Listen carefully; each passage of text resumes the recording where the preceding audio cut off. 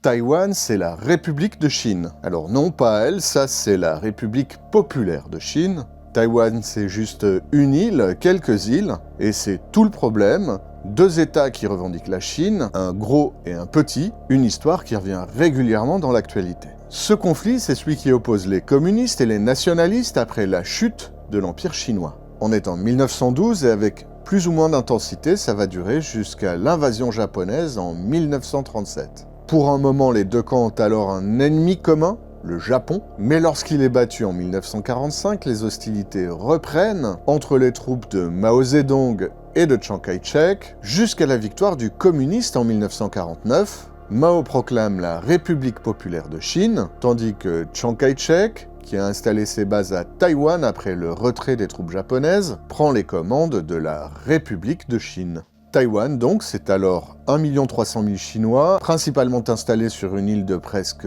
36 000 km², à 150 km du continent.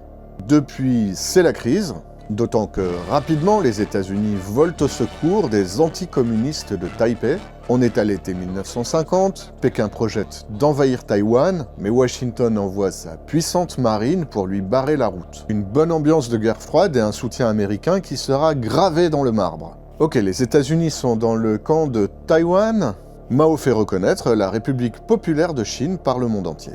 Jusqu'au vote de la résolution 2758 à l'ONU en 1971, ça y est, Pékin est le seul représentant de la Chine et récupère au passage son siège de membre permanent du Conseil de sécurité des Nations Unies. Depuis, c'est le statu quo.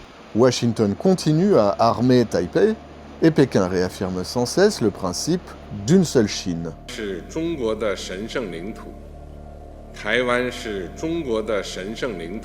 Un principe inscrit dans la loi depuis 2005 et qui doit conduire à la réunification avec Taïwan. Par des moyens pacifiques en priorité, dit le texte chinois, mais de façon plus musclée si Taipei s'aventure à réclamer son indépendance. Alors depuis 2016, le ton est monté à Taïwan, pour la présidente Tsai Ing-wen d'abord, pour son successeur Lai Ching-te aujourd'hui, il faut se défendre face à la Chine. Xi Jinping, lui, considère toujours que l'unification avec Taïwan est une priorité. Et Donald Trump dans tout ça? Pas sûr qu'il mobilise son armée pour défendre Taïwan.